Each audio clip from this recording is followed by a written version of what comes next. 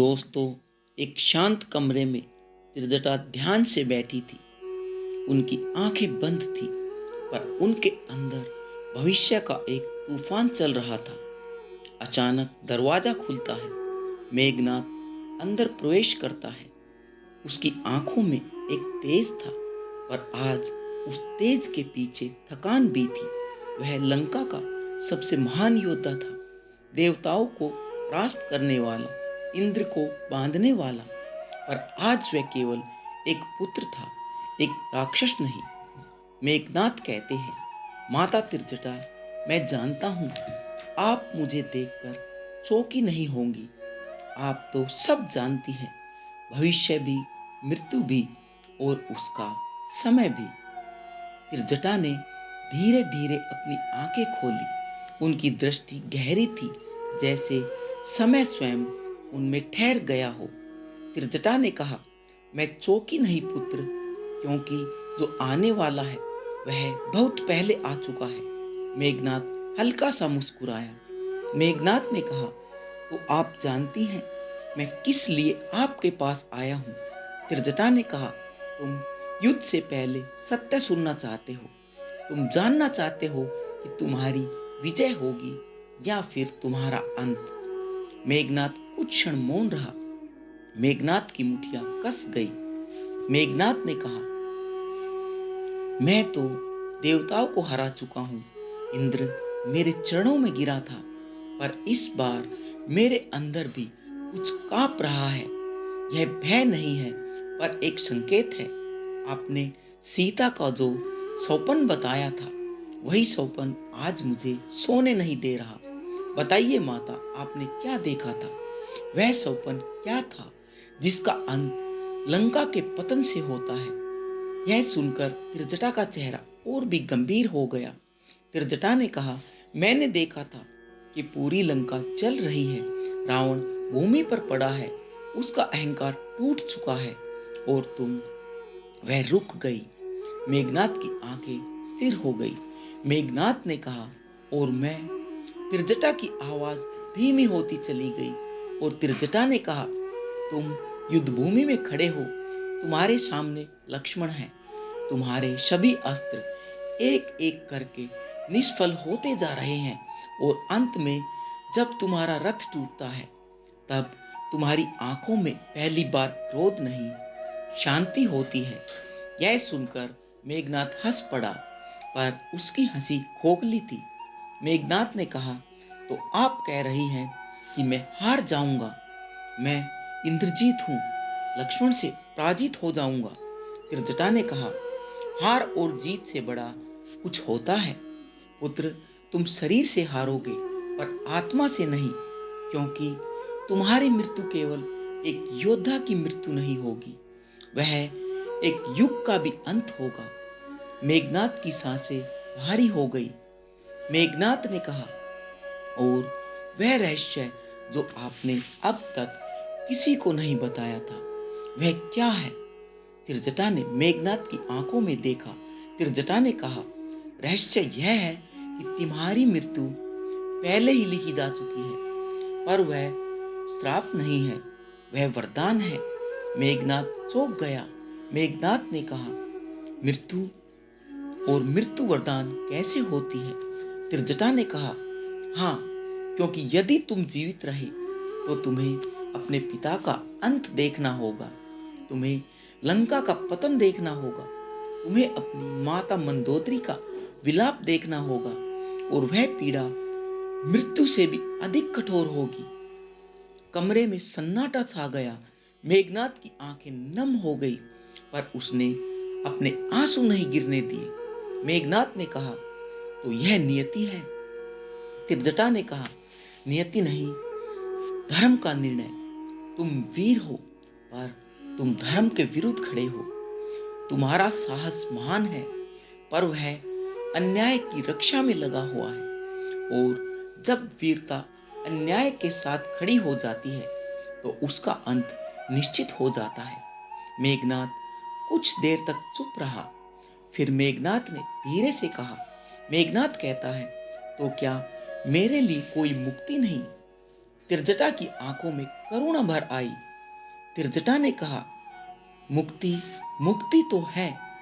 युद्ध भूमि में जब तुम्हारे अंतिम क्षण आए तब तुम्हें क्रोध छोड़ना होगा, अपने अंदर के अहंकार को त्यागना होगा और उस क्षण तुम्हारी आत्मा सभी बंधनों से मुक्त हो जाएगी। मेघनाद ने गहरी सांस ली और मेघनाद ने कहा, तो मैं मरूंगा पर हारूंगा नहीं। त्रिजटा ने कहा, यही सत्य है पुत्र। कुछ क्षण दोनों मौन रहे। फिर मेघनाद ने सिर झुकाकर त्रिजटा के चरण स्पर्श किए। मेघनाद ने कहा, आपने मुझे आज युद्ध से पहले सबसे बड़ा अस्त्र दे दिया है, सत्य का अस्त्र। अब मैं भी निर्भय हूं। त्रिजटा ने मेघनाद के सिर पर हाथ रखा। त्रिजटा ने कहा, जाओ पुत्र जाओ। आज तुम्हारा युद्ध केवल लक्ष्मण से नहीं है, आज तुम्हारा युद्ध अपने अंदर के अंधकार से भी है। मेघनाद मुड़ा, दरवाजे की ओर बढ़ा। एक बार फिर उसने पीछे देखा। मेघनाद ने कहा, यदि मैं पुनः न लौटा तो क्या आप मुझे याद करोगी? त्रिजटा की आंखों से आंसू बह निकले। त्रिजटा ने कहा, मैं तुम्हें नहीं, तुम्हारी आत्मा को याद करूंगी, क्योंकि तुम्हारी आत्मा शुद्ध है। भले ही वह अधर्म की ओर खड़ी रही हो। दरवाजा बंद हुआ और उसी क्षण लंका के आकाश में एक अदृश्य परिवर्तन हो गया। त्रिजटा ने अपनी आंखें बंद की। त्रिजटा ने कहा, हे प्रभु, उसे शांति देना। दरवाजा बंद हो चुका था पर मेघनाद अभी गया नहीं था। उसके कदम ठहर गए। उसके अंदर कुछ अधूरा बचा था, जैसे कोई प्रश्न अभी शेष हो। वह दोबारा मुड़ा और वापस त्रिजटा के सामने आकर खड़ा हो गया। मेघनाद ने कहा, माता, आपने कहा कि मेरी मृत्यु वरदान है, पर आपने पूरा सत्य नहीं बताया। आपकी आंखों में अभी भी कुछ छिपा है। आज मैं युद्ध भूमि में जा रहा हूँ। यदि कोई रहस्य शेष है तो अभी कह दीजिए। त्रिजटा कुछ क्षण मेघनाद को देखती रही। उनके चेहरे पर करुणा और गंभीरता दोनों साथ साथ थी। त्रिजटा ने कहा, तुम सत्य सह पाओगे? मेघनाद ने कहा, मैं वह हूं जिसने इंद्र को बांधा। मैंने देवताओं के रक्त से आकाश को रंग दिया। मैं सत्य से नहीं डरूंगा। त्रिजटा ने गहरी सांस ली और गहरी सांस लेते हुए त्रिजटा ने कहा, तो सुनो, तुम्हारी मृत्यु केवल लक्ष्मण से के बाण से नहीं होगी। तुम्हारी मृत्यु उस क्षण से प्रारंभ हो चुकी है जिस दिन तुम्हारे पिता ने सीता का हरण किया था। मेघनाद की आंखों में अग्नि चमक उठी। मेघनाद ने कहा, मेरे पिता के निर्णय को आप दोष दे रही हैं माता।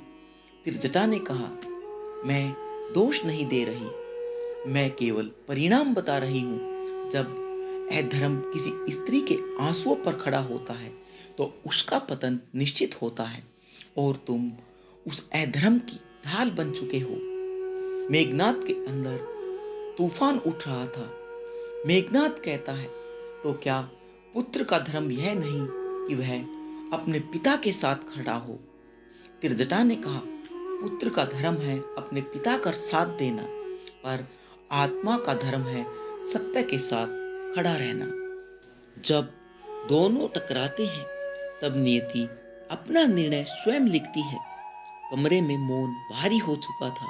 मेघनाद की आवाज अब कठोर नहीं थी। मेघनाद ने कहा, आपने अपने सौपन में और क्या क्या देखा था? मुझे पूरा जानना है।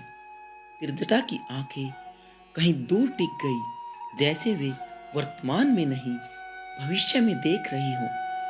त्रिजटा ने कहा, मैंने अपने सौपन में देखा कि तुम यज्ञ कर रहे हो, अदृश्य होकर युद्ध करने की शक्ति प्राप्त करने के लिए, पर उस यज्ञ को कोई भंग कर देता है और उस क्षण तुम्हारी शक्ति आधी रह जाती है। यह सुनकर मेघनाद चौंक गया। मेघनाद ने कहा, यह रहस्य यह तो किसी को नहीं पता। यज्ञ का विधान तो गुप्त है, आपको कैसे पता? त्रिजटा ने कहा, भविष्य अपने संकेत स्वयं दे देता है। और एक और सत्य है जो तुम्हें जान लेना चाहिए। मेघनाद स्थिर हो गया।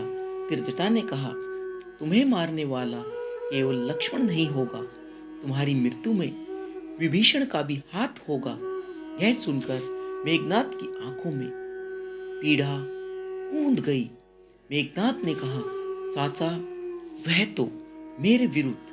त्रिजटा ने कहा, वह तुम्हारे विरुद्ध नहीं होंगे, वह केवल धर्म के पक्ष में होंगे। जब धर्म का पक्ष लिया जाता है तो रिश्ते पीछे छूट जाते हैं। मेघनाद की मुठियां बंद हो गई। मेघनाद ने कहा, तो मैं अकेला हूं? त्रिजटा ने कहा, युद्ध भूमि में हर योद्धा अकेला होता है और मृत्यु के क्षण पर भी तुम्हारे साथ तुम्हारा कर्म ही होगा। कुछ देर तक केवल श्वासों की ध्वनि सुनाई दे रही थी। फिर मेघनाद ने धीमी आवाज में कहा, मेघनाद ने कहा, यदि मैं उस यज्ञ को पूरा कर लूं तो क्या मैं विजय हो सकता हूं? त्रिजटा ने अपना सिर हिलाया। त्रिजटा ने कहा, कुछ समय के लिए, पर तुम अंत नहीं बदल सकते, क्योंकि यह युद्ध केवल अस्त्रों का नहीं है। यह युद्ध धर्म और अधर्म का संतुलन है, और जब संतुलन बिगड़ता है तो प्रकृति स्वयं उसे ठीक कर देती है। मेघनाद की आंखों में पहली बार क्रोध नहीं, विचार था।